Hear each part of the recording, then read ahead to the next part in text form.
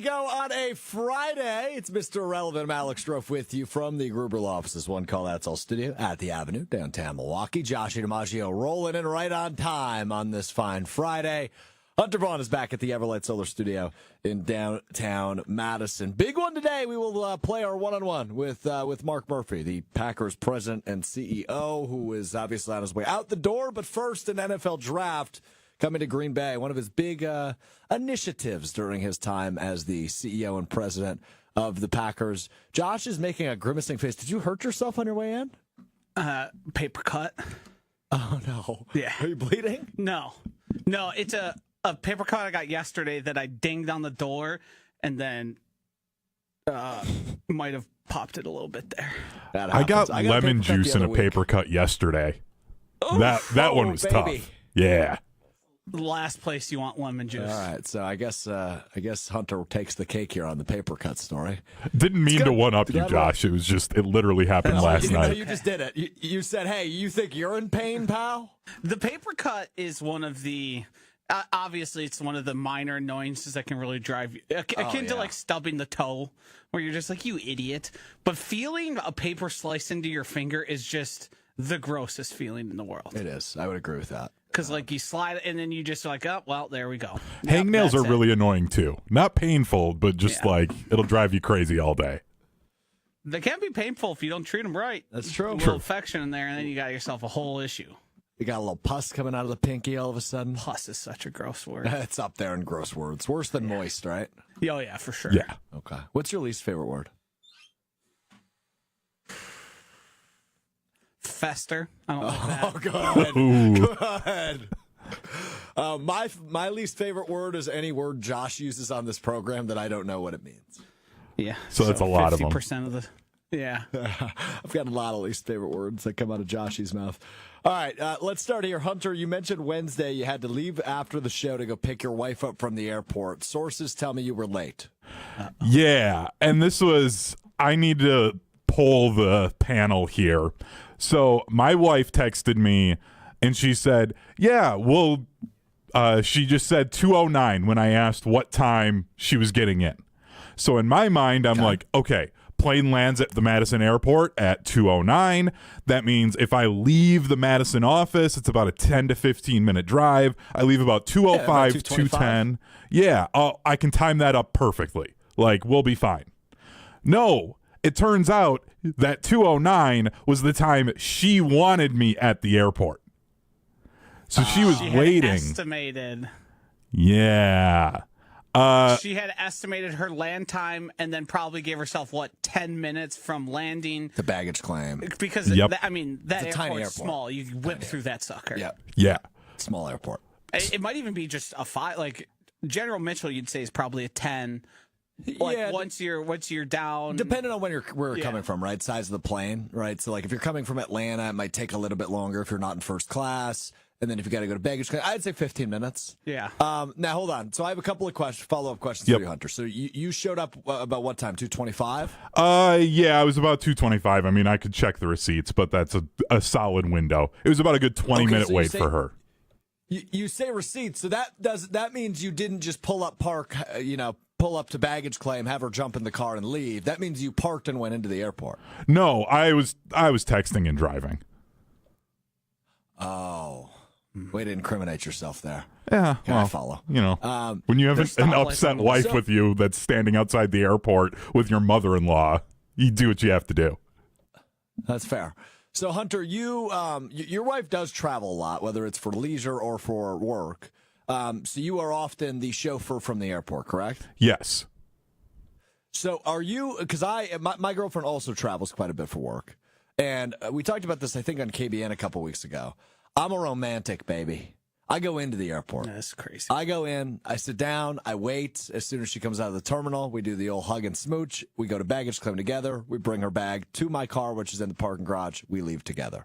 I always go into the airport 100% of the time. It would require somebody being arrested abroad and trapped for months for me to walk in and wait for them to get off of a damn plane. They would have to be suffering from life-altering traumatic scenarios for me to be like, yeah, I should probably go into the airport. Yeah, no, there's just no way. How often does your girlfriend travel without you, Josh? Often, pretty often, fairly often. She travels for work as well. Okay, gotcha. Probably 4 or 5 times a year. Okay, sure. And then, yeah, her and her girlfriends will. They're famous for a weekend trip. They're famous for it. Yes, they love to weasel in a nice 3-day trip, and then So I rarely ever am doing any of the dropping off or picking up.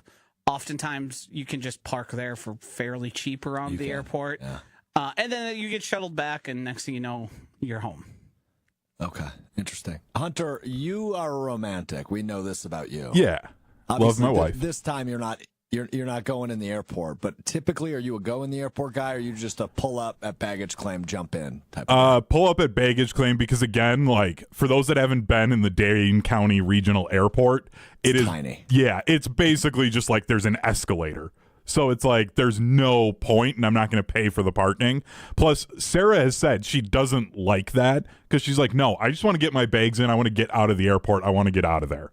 So she doesn't want me to like go in and wait for her. But our big thing was like the back and forth of like, I'm like, no, tell me when your plane is going to land. I'll do the math and figure it out for myself. And she's telling me, no, I'm going to tell you when I want you there. You get there when I tell you to be there. That's fair. So I don't know what to do. It seems like a lack of communication thing. I'm Team Hunter here.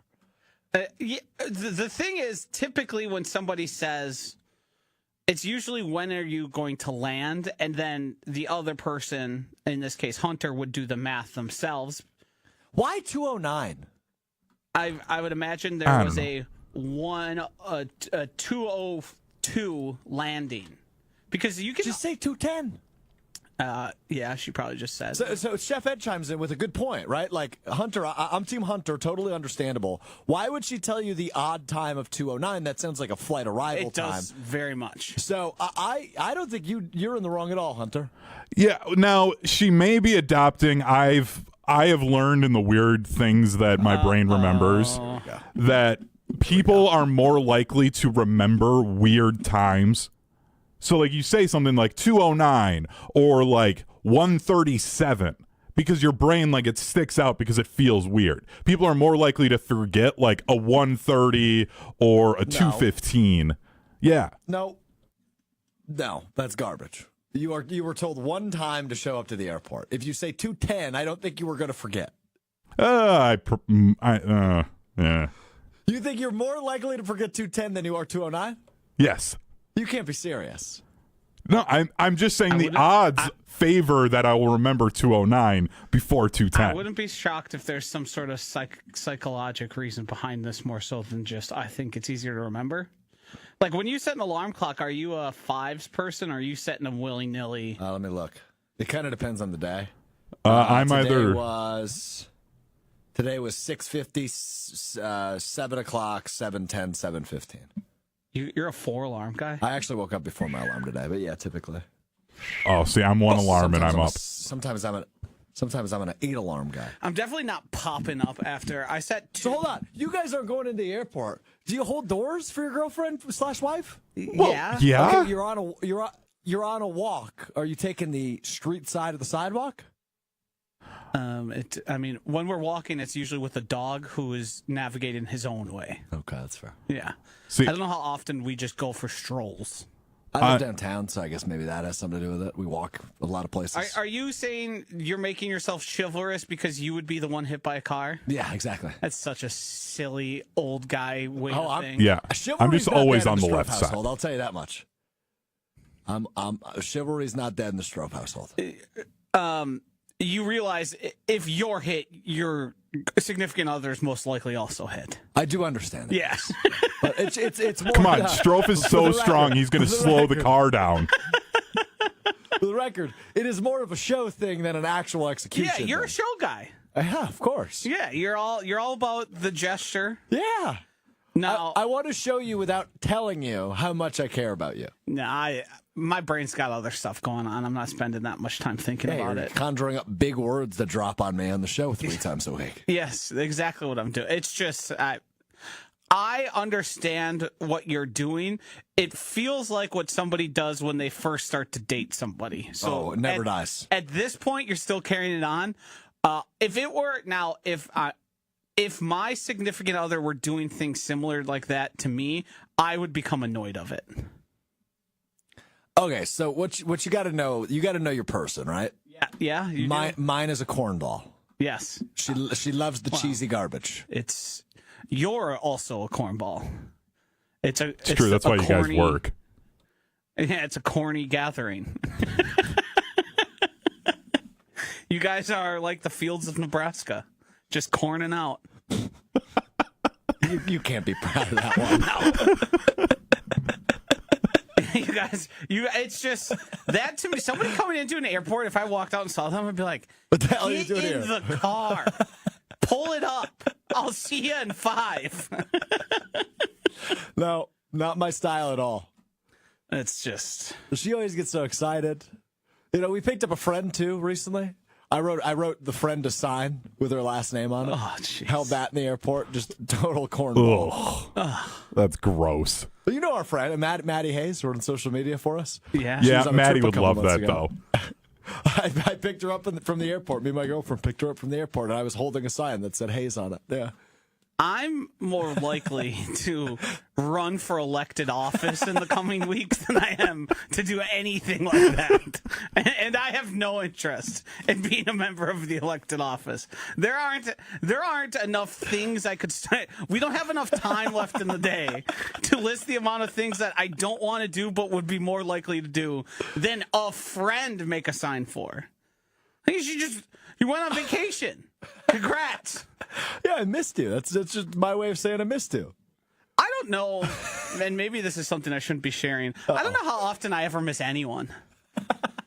Yeah, I should have kept that one to yourself. It's hard for me to think of a single time I've been like, man, I miss that person. Really? Yeah. I think about that all the time. All the time. Aside from I said to somebody yesterday out loud who doesn't know my mother, I said to them, "How do you think my mom's doing?" And they replied with, "Number one, I don't know your mom. Yeah. Number two, you should probably ask her." Yeah, I said, "That's a good idea." So I called her last night.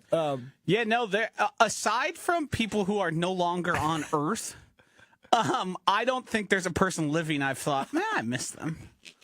Not a parent, not a family member. Are you So- a sociopath? Mussolini leaves for a week. You're not hitting Thursday, Friday, just being like, it's kind of quiet around here. I kind of wish she was back. Here. To be quite honest, it would probably be self-serving if I'd love a home-cooked meal or something that I didn't provide. It most likely wouldn't be. I like to keep to myself. I hope, and I mean, this is probably why my like close friendships have dwindled at this point in my life. Oh no! Because I have like 2 close friends who I don't even text. They talk amongst themselves more than they talk to me, and like we've always been a close trio of friends. I don't have any ill thoughts about any of the people. So you're saying you're in a group chat with those 2 people? Yeah, and they talk to each other. Yes. While you just don't respond. Sometimes, yes. Oftentimes. So you're just standing in the corner, just like quietly Yes. waiting. Yeah, That's weird. I hope they're having fun over there. Wow. That was good. Okay, let's. I don't know if I'm going to be able to start missing people as much as you guys think it's a character flaw. That's a character flaw. I mean, there's some wires that were not lined up correctly. You don't care about anybody. That's what that tells me. No, it tells I'm me, excited to see people when I do see them, but there's no longing. But do you ever say, "Oh, I missed you. How you been?" It's mostly like, "Hey, it's been a while." You are not an emotional guy. Generally not. I don't think so. I think I keep it pretty even keel on a lot of things. And I've been pretty vocal about this. Like, I'm just wired this way. I'm an emotional dude. I don't cry a lot, but like, I am very forward on the I miss you, I love you. You know, like if I get a beer with one of my buddies, I'll say love you, I'll see you soon. Put it this way, it's gone to the extent where I have to extend I love yous because I felt like I wasn't doing them. And this isn't relationship based, this is like family based.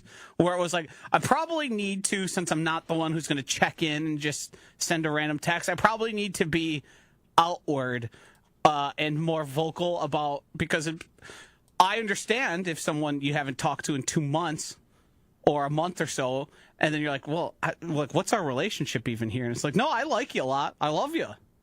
I just haven't felt it necessary to talk to you. I really want to get to Mark Murphy and everything else we've planned for the show today, but I really want to continue on Joshy's psychology because it is fascinating to me how it seems like, and maybe I'm wrong on this, but it seems like you lack empathy a little bit. Maybe not empathy. No, that's definitely not it. It's more of the last time I saw somebody and the good feelings I felt about them just maintain. I feel like a lot of times checking in is a self-serving thing. But here's the thing: it doesn't sound like you're thinking about them, right? Like the feelings may maintain, and you may still feel like, oh, I love that guy, right? But you are not actively thinking about, oh, I hope they're doing well, or I wonder what they've been up to. No, I'm not interested. What do you think about?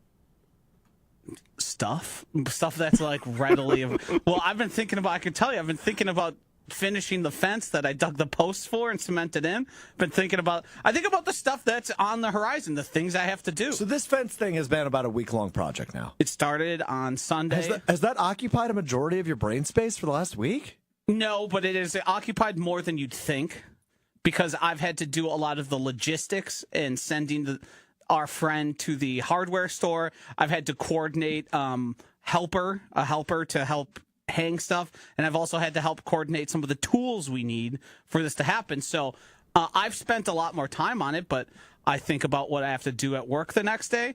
I think about having to do the weekly wager. I think about having to do this weekend the Torilo community cleanup. Sure. So I guess you mentioned the other day, if you're anything, you're a prepared guy. So are you always thinking about what's next? Are you a very maybe a short-term futuristic mindset? I'm practical and prepared. That's probably what you would describe my behavior as. I hope people find this as interesting as I do.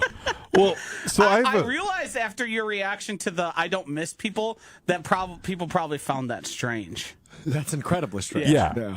So I'm wondering, I've never because said that out loud, but that's how I felt. Go ahead, sorry. It's just so Sarah gets on me about this, and I'm realizing this might be a little bit similar. She tells me I don't ask people enough questions about them. Oh yeah. Okay. Oh yeah, I'm good about that. See, I'm not. I have to like strategically do it. Like you guys often call me a me guy. I don't think that would be your takeaway if we sat down and had a beer, right? Like. Here, obviously, I'm going to be a little me because there's a show with my name on it. Yeah. But I think in general context, if I'm getting to know somebody, I don't really like talking about myself. Yeah, I mean, you see the meme all the time where you come home, your significant other comes home from hanging out with their friends, and they ask, how's so-and-so, or what's going on there, and they just don't know. Because, me and my friends, we will talk about stuff if necessary, and oftentimes I get information dumped on me that's probably oversharing, but maybe it's because my lack of interest that people decide to share. They're like, this is somebody who's not going to use this or share this because he'll probably end up forgetting. I just need to get it out thing. But yeah, I have close friends. I don't know what they do for work. I couldn't name their title nor their company. That's interesting. Yeah, I guess I really couldn't either. Yeah. Frankly, I'm just not that interested because I think a lot of people have it's a narcissism where they think that they're more interesting and the intricacies of other people's life is interesting, where I just don't find it that way.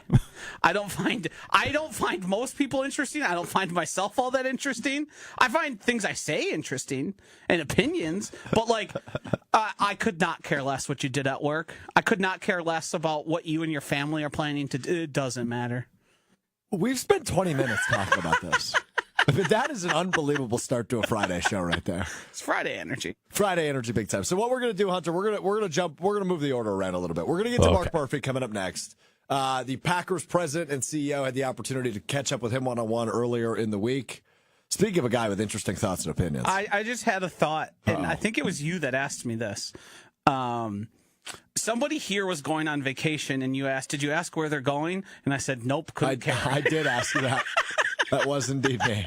I said, yeah, where are they going? Just out of curiosity, right? They're going to Ireland. They're going to London, right? What are they doing? I still don't know to this day where that person went on vacation. See, and I feel like if they wanted to tell me, they'll tell me. If they don't want to tell me, like, I'm not going to ask. I don't need to pry. I often get called nosy. I think I just give a damn. And I think you're probably in between there.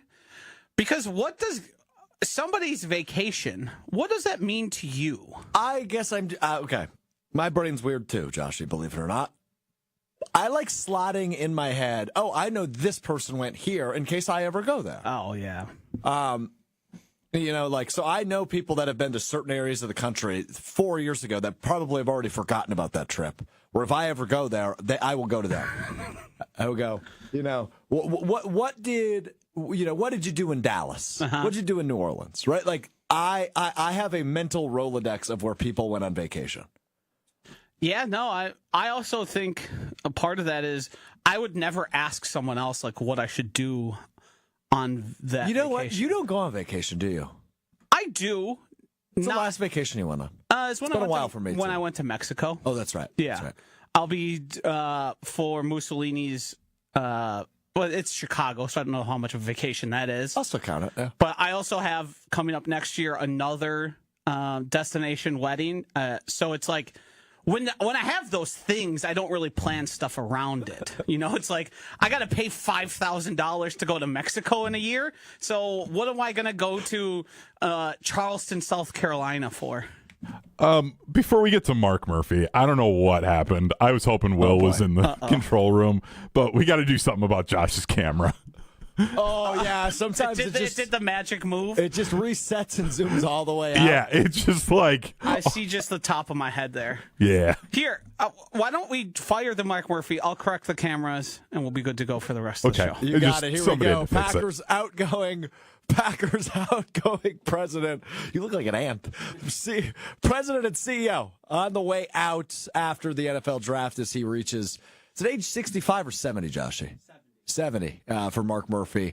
July 1st will be his final day on the job as the president and CEO of the Packers. Had the opportunity to get about 5 minutes with him one-on-one earlier in the week during the Packers tailgate tour. Obviously, a ton of charitable efforts and really cool things that the Packers do in the communities that continue to support them, which we'll talk about here in just a moment. Here's my conversation with Packers president and CEO Mark Murphy on Mr. Irrelevant. Excited to be joined now at the Packers tailgate tour by outgoing president and CEO Mark Murphy. April is here. The tailgate tour is here. Pretty quiet month for you on your farewell tour, Mark, wouldn't you say? Well, the tailgate tour is always one of my favorite weeks of the year. Just a chance to see plenty of our fans, and I love the interaction with current and former players, particularly to see how the current and former players start off the week. They don't really know each other, and by the end they realize how much they have in common. But obviously, with the draft coming up in I think 16 days now. It's be here before we know it. Oh, you're counting down the days, are you? Well, we got a countdown clock. Yeah, and it's funny. It's in our atrium, and it was 300. I remember we put it up 365 days, and time goes fast. But no, we're really excited.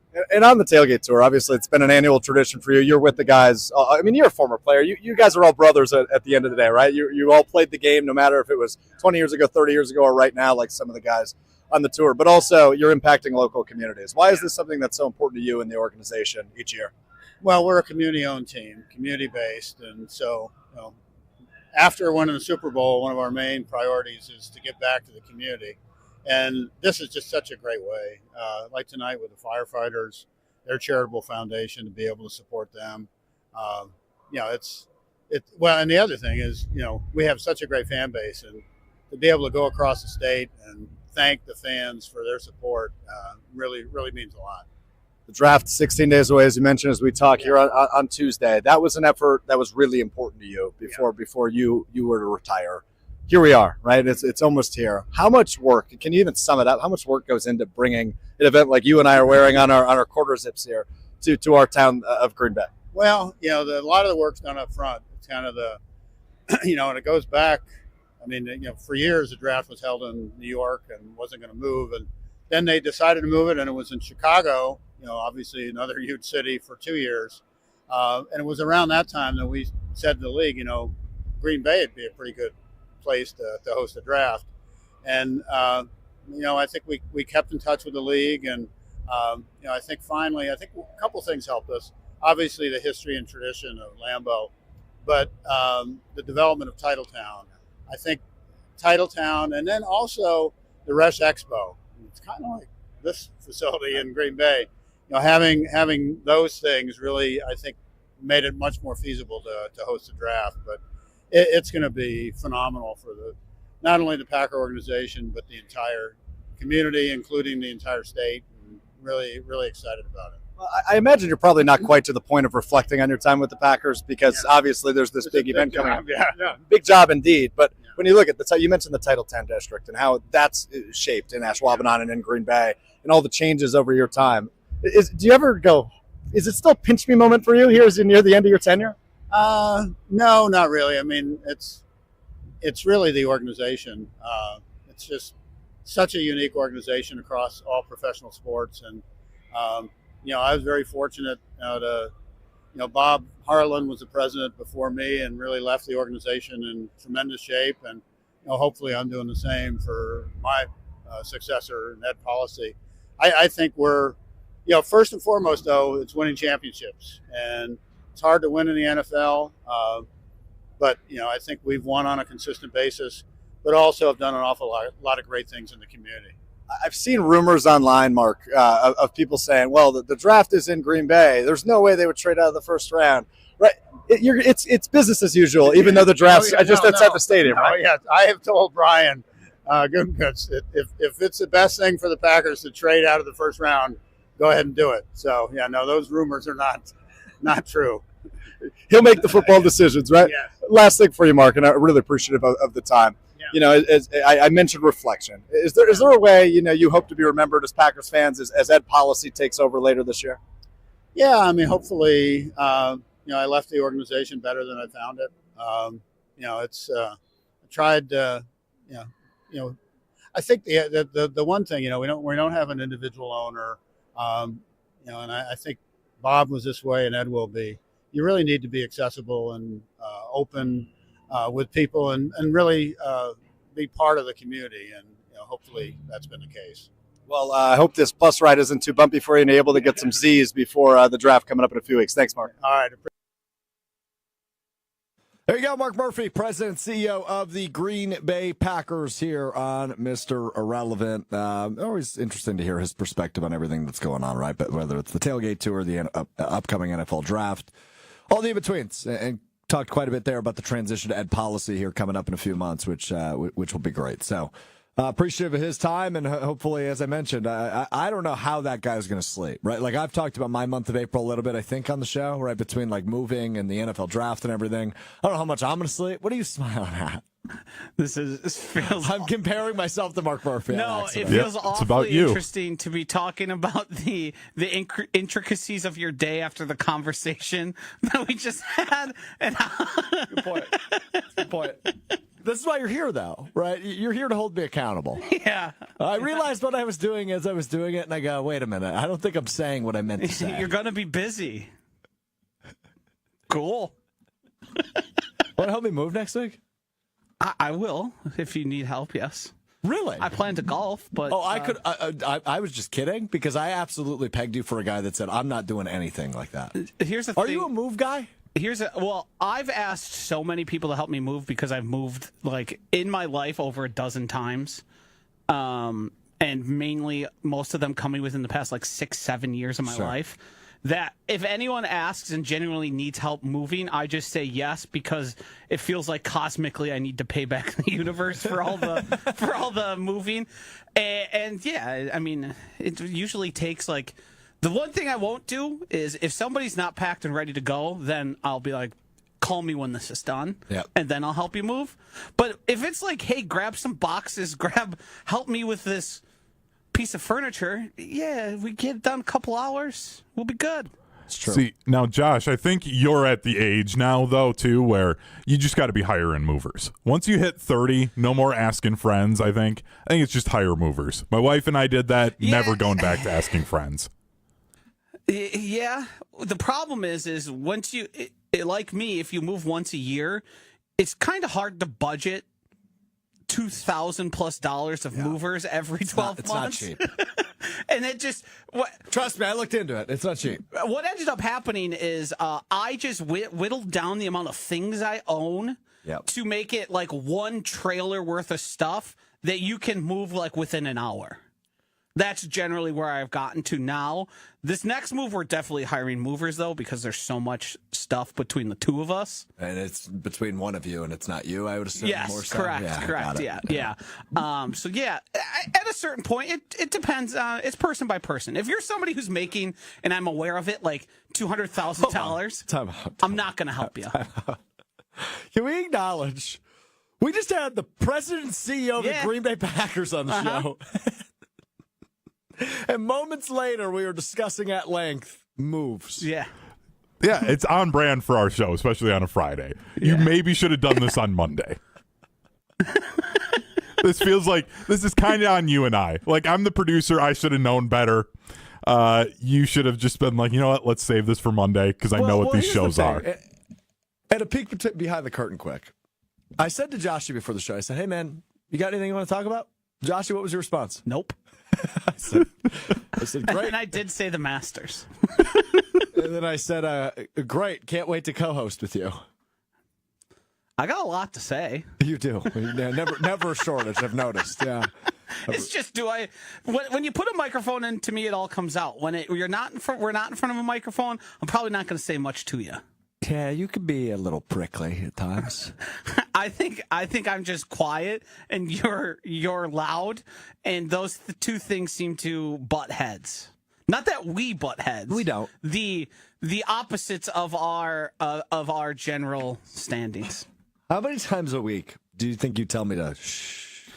It's once every other day, probably, most likely.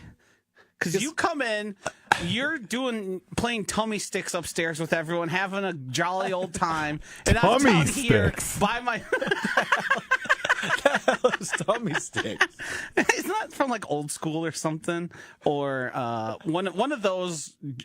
You're playing tummy sticks. It's a movie quote. I do not remember which it's from. But yeah, you come down here like a bat out of hell half the time, and I'm like by myself, usually working, doing something, and then you're like, throw the door open, hey! And it's like, bro, relax, Joshy. yeah. I mean, greeting me like that at any point is probably we're gonna start off on a bad foot. So I looked it up and I got an Urban Dictionary definition, and we're just. I'm not going any further. I would read that. Yeah. I believe the definition was added after it was used on a movie. I believe it was one of those things that was like a throwaway line that was funny in a movie. Oh, Jesus. It's Wedding Crashers. I just looked up the Urban Dictionary definition, which was a horrible idea. Yeah, exactly. Okay.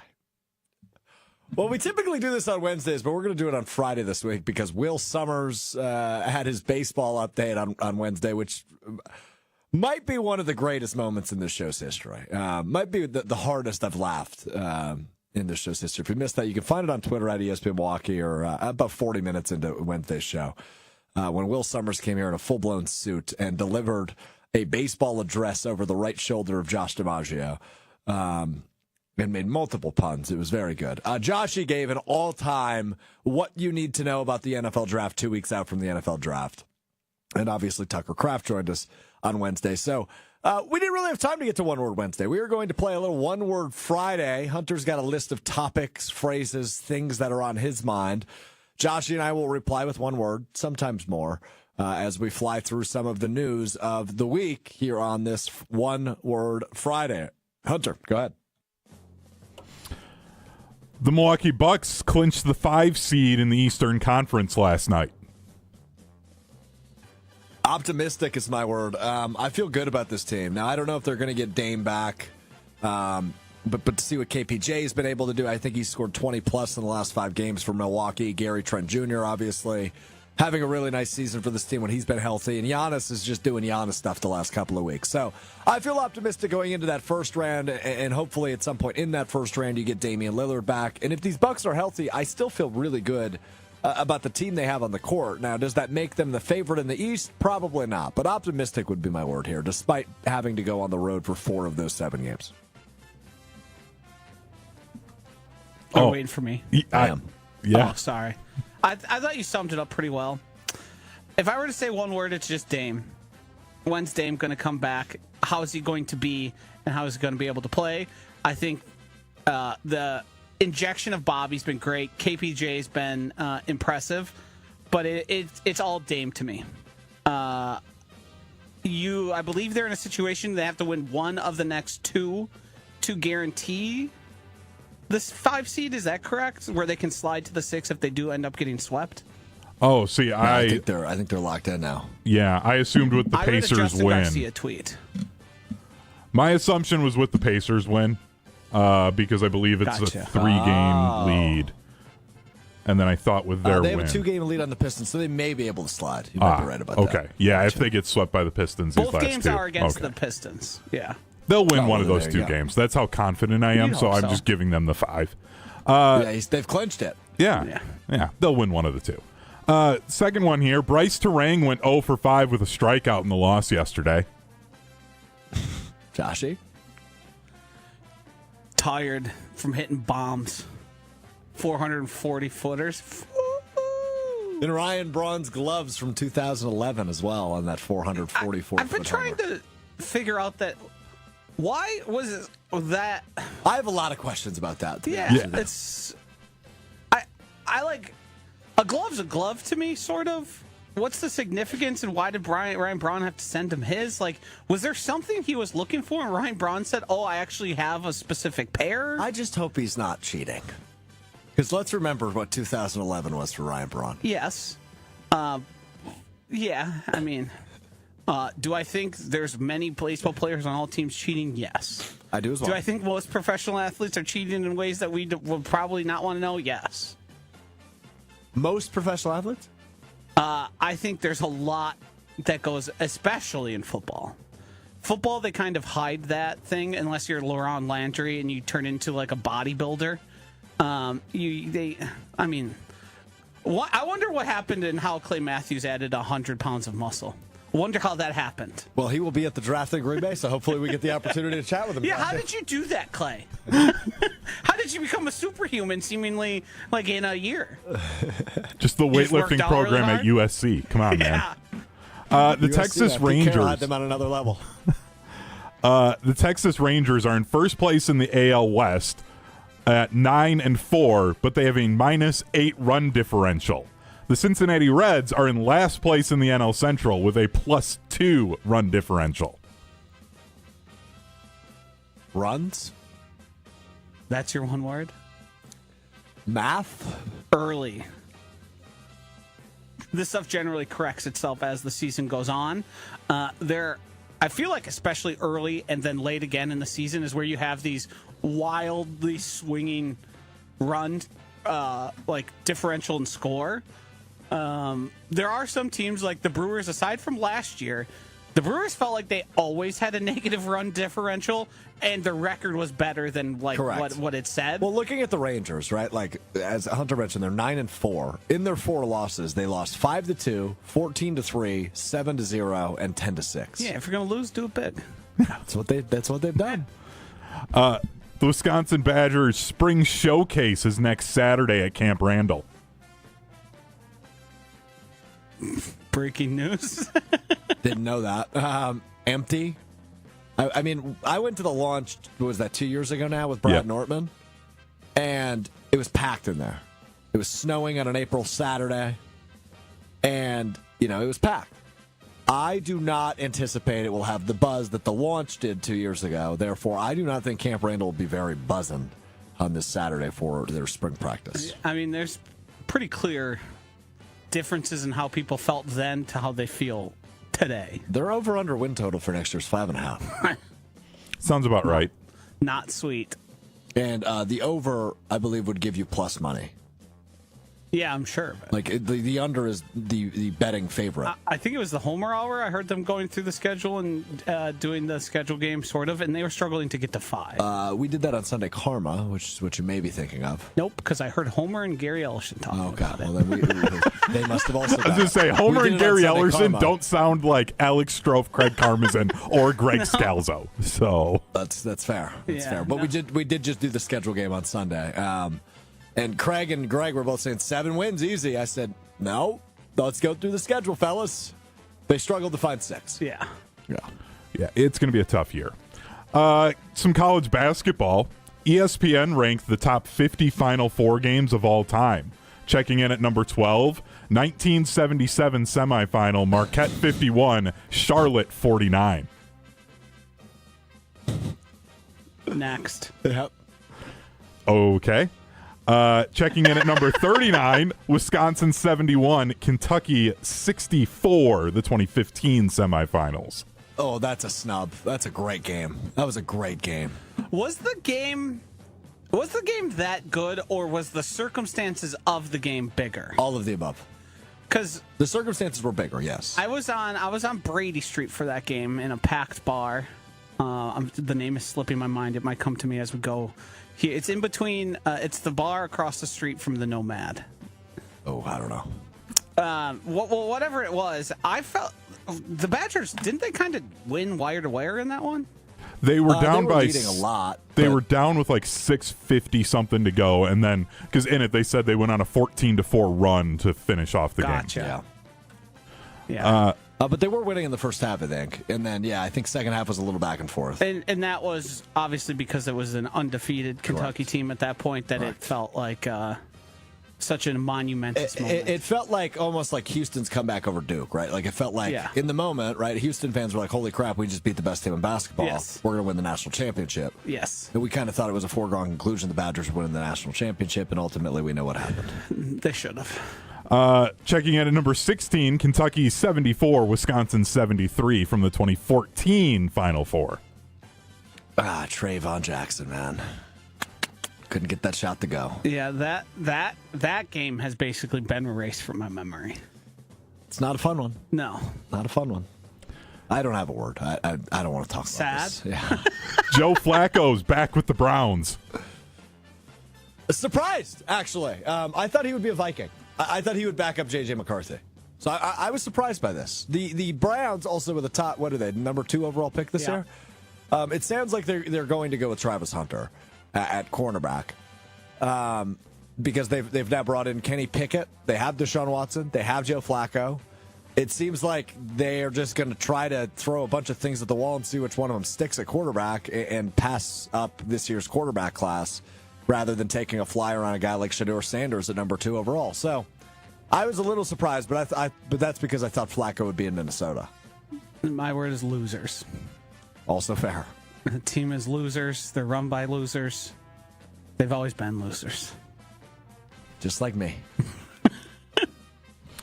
Michael Malone was fired as the Nuggets head coach as Denver is sitting at the 4 spot in the West. Yeah, this one was a head scratcher. Is that one word? Mine is relationships. They matter. Because apparently those two were on non-speaking terms. The GM and... Yes, the head coach. You can also call it boneheaded or dumb. I think if you've made it this far, you're better off just riding it out and making the changes after the season. Because, I mean, it's still the Nuggets. It's still Jokic. We've seen crazier things happen than, what are they, a 4 or 5 seed? Get to an NBA Finals. Like, that's, to me... and obviously we don't know all the behind-the-scenes stuff here, but it doesn't make a lot of sense. Yeah. Especially with, like, how many games were left when they fired him? Like 4 for them? 4. Yeah. It's just what's the point? You're not going to have success in the playoffs with the interim head coach. Yeah, no, I don't know. It's very confusing to me. Calvin Booth, the general manager, also going to be let go at the end of the season. It's a trend in the NBA seemingly. You win a title and then 2 years later you're out the door, right? Frank Vogel in L.A. with the Lakers after they won the bubble, he was fired 2 years later. 2019 with the Raptors, Nick Nurse, he was fired 2 years later. Mike Budenholzer with the Bucks was fired 2 years later. And now ultimately Michael Malone in Denver added to that list. Once you win that championship, man, the expectations don't go away. And if things are not going the way that they need to go, your leash is not ultimately lengthened, it seems, in the NBA because of that. And to Joshy's point, relationships matter. The reports now coming out that players were miserable under Michael Malone this season. So just strange. But, I was reading a tweet. My favorite NBA player of all time is Russell Westbrook. I was reading a tweet that said, Russell Westbrook is going to destroy the Nuggets when he signed there in the offseason. And I guess that guy feels a little vindicated because they lost a really bad game last week because of Russ. Just not great. Really, your favorite basketball player of all time? Yeah. Huh. He's young. Who's yours? You got to remember Joshy. Yeah, so like, I think less of you because of that. Who's yours? I don't know if I've ever thought about my favorite basketball player of all time. mine's Detlef That's Schrempf. like never. That's like. Why? You know who I loved? Andre Dude's an incredible Karolinko, shooter. AK-47. He was awesome. Ooh, we're going to talk about guns in the NBAs and what we learned. So Well, I've got hold that one thought. more for one word here. Tennessee quarterback Nico Imialiova, I believe is how you pronounce his last name. He was the quarterback last year. He is so far no-showed spring practice as he is in a NIL contract dispute with the university. Love it. I love these. It's such a mess to begin with. We got a holdout? Yeah, Yeah. Messy is my word. An NIL holdout? We have an NIL holdout. NIL is so messy. And, like last year, the huge story was UNLV started the season 0-3, or excuse me, 3-0. And their quarterback left the team because he wasn't paid what he was promised. Insane. Yeah. I mean, I don't blame him, but crazy work. Yeah, oh yeah. And now we have a holdout, maybe the first ever college football holdout here as spring training is underway. So interesting. Yeah. That all you got? That's all I had. Everybody? That was 10. Yeah. Okay, good stuff. Joshy, any final thoughts on one word before we get to what we learned? I can't wait to watch golf all weekend. You a pimento guy? Oh yeah. Dude, pimento's so good. I'll be having a pimento sandwich at Gabe Neitzel's tomorrow. So I saw that Stephen Watson, who he co-hosts On the Tee with, our golf show here at ESPN Milwaukee. They've been doing that show together 5 years. Yep. They've golfed together 100 times all over the world. Yep. And Gabe has never invited Stephen to this party? Yeah, this seems to be the first time Gabe actually, because the past 4 or 5 years, Gabe and I just usually hang out, and then sometimes people catch wind of it and join us. Oh, so it's typically just been the two of you.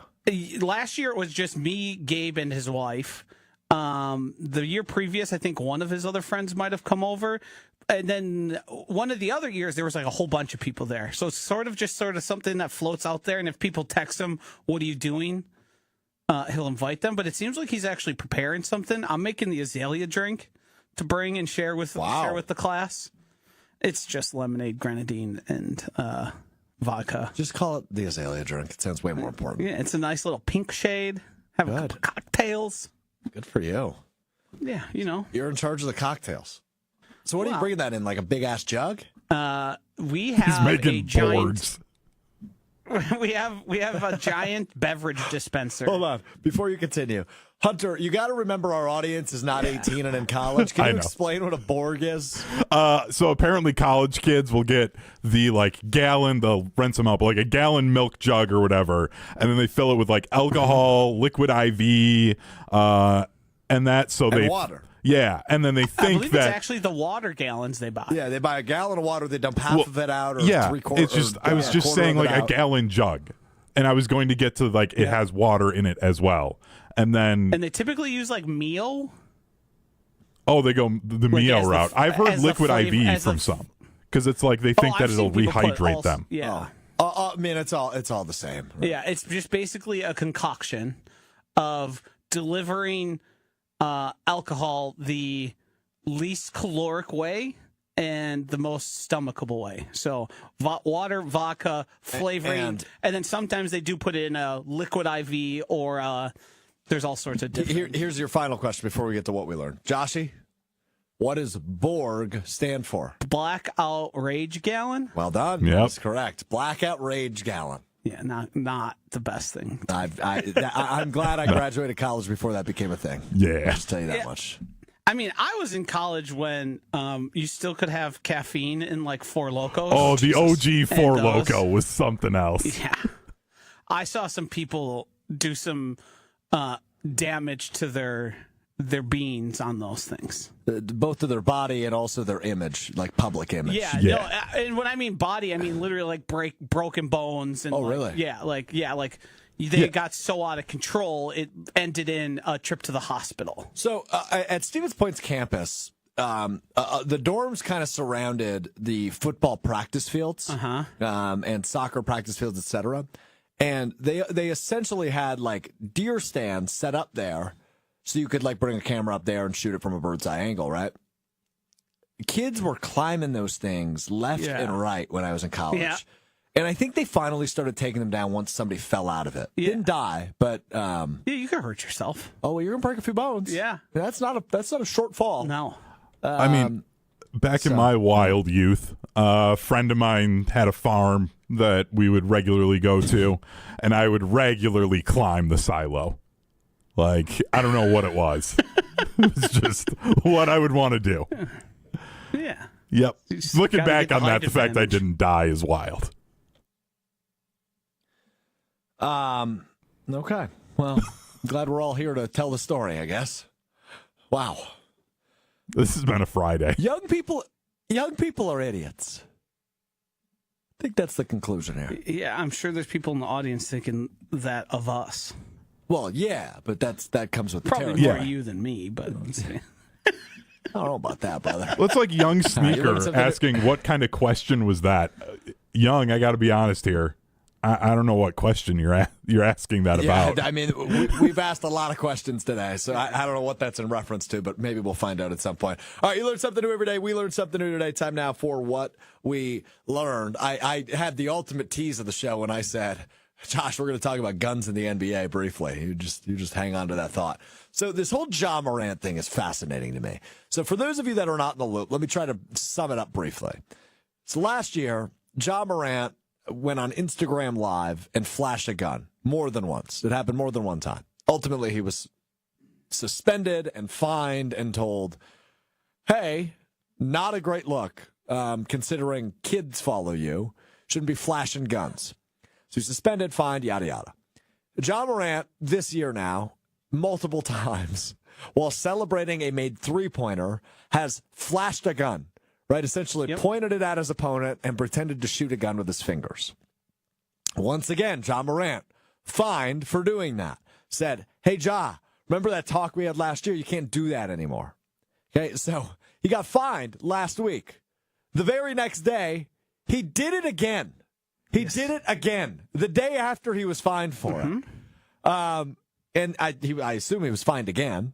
I don't know that for a fact, but I would assume it was. envision the fine escalated. I would guess so too. So, in order to stop getting fined, Ja Morant has pivoted his celebration style. He has now introduced the pulling the needle and throwing a grenade after hitting a three. We call it a pin. What did I say? Needle? Needle. Pin? Same thing. And so he was fined $75,000 for pointing a gun after the basket, and now he is doing the grenade thing.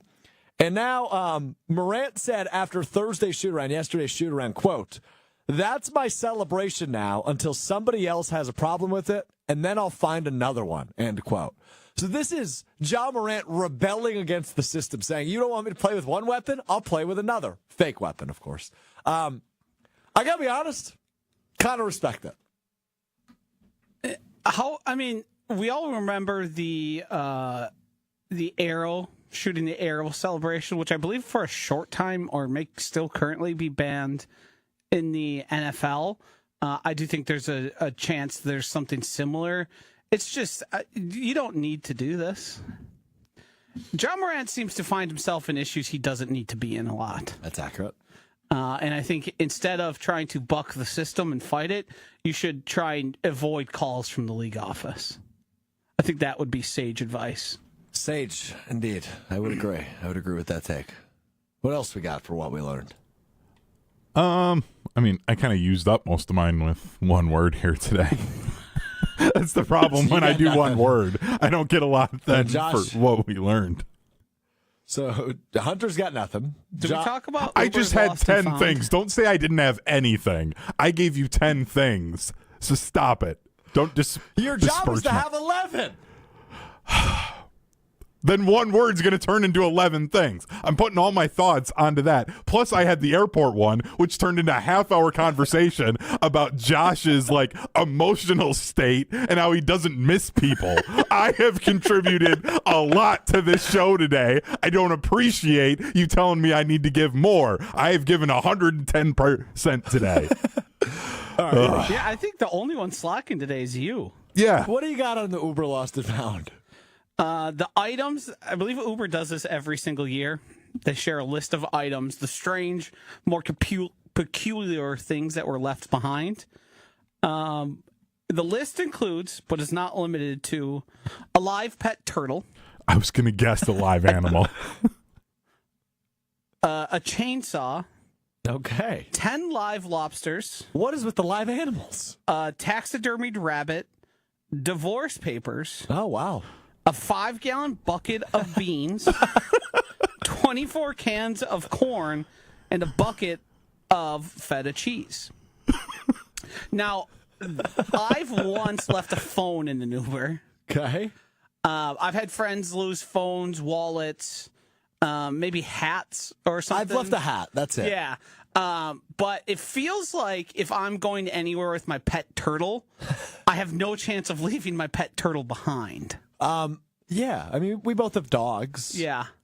I'd have a hard time leaving my dog It would in be the car. very difficult for me to leave my dog behind. I mean, The I 10 do think. lobsters aren't cheap. So, like, I imagine that person picked them up and they were going to have them. Another for thing, dinner. real quick. 175 hamburger sliders. Yeah. How do you just forget 175 burgers? Right. That's what's impressive to me is when it surpasses, like, I'm a habitual leave my leftovers behind guy. I'll have them bundled up, ready to go, and then I'll leave the table and forgot I left them there.